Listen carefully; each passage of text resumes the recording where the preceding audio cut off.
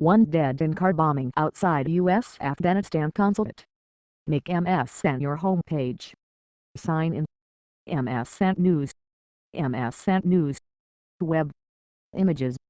Videos. News. Maps. Search. Home.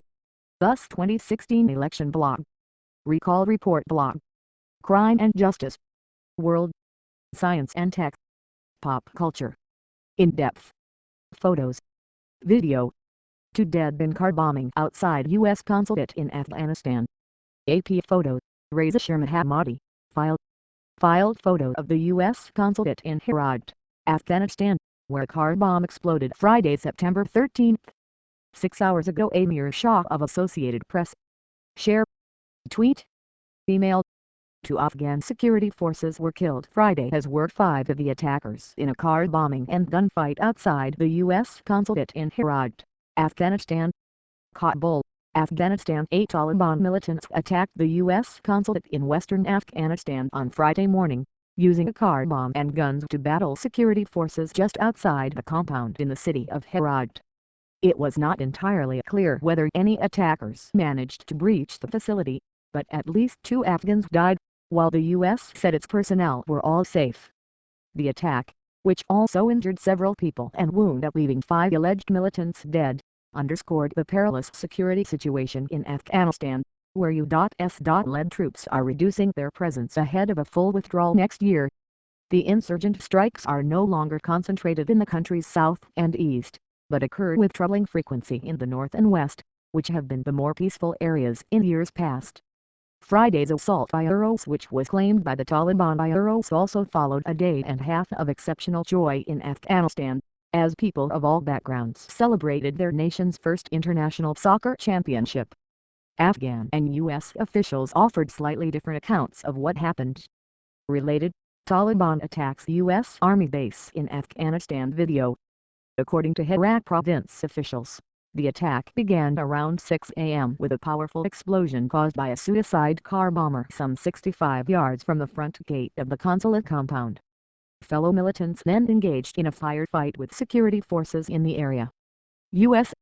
State Department spokeswoman Marie Harf said the assault began around 5:30 a.m., when a truck carrying attackers drove to the front gate, and attackers by Urals, possibly firing rocket-propelled grenades and assault rifles by Urals, commenced attacking Afghan protective forces on the exterior of the gates and contracted security guards.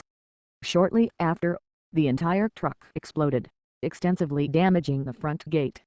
General Rahmatullah Safi, the province's chief of police, said U.S. Special Forces entered the area to secure the compound, and that no attackers managed to breach it. Harf's statement said American security personnel were among the response team, and added that it appears American and contract security personnel addressed any attackers who managed to enter the compound. Footage broadcast on Afghanistan's Tolo television network showed Afghan police dragging away a badly bloodied person from the scene, but it was unclear if he was dead or who he was. Rubble and twisted pieces of metal lay strewn in a seemingly white area near the consulate, the footage showed. Safi, chief of police in Herat province, initially said an Afghan translator who apparently worked for the consulate died in the attack, but later said the victim was more likely a private security guard working at the compound. An Afghan police officer also was killed, while an unclear number of police, guards and civilians were wounded. Safi said 4 militants were killed during the assault, as was the suicide car bomber, but the situation was under control around an hour after the start of the attack. Robert Hilton, the U.S. Embassy spokesman, said that he had no information about a translator being among the victims and that all consulate personnel are safe and accounted for. Herat lies near Afghanistan's border with Iran and is considered one of the better developed cities in the country, with a strong Iranian influence. The U.S. consulate is located in a relatively sparsely populated part of the city, and the attack took place on Friday, a day of rest in the country.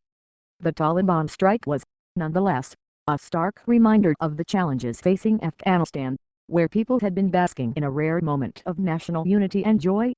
On Wednesday and Thursday, Afghans of all ethnicities and ages had poured into the streets to celebrate the national soccer team's 2-0 defeat of India in the South Asian Football Federation Championship.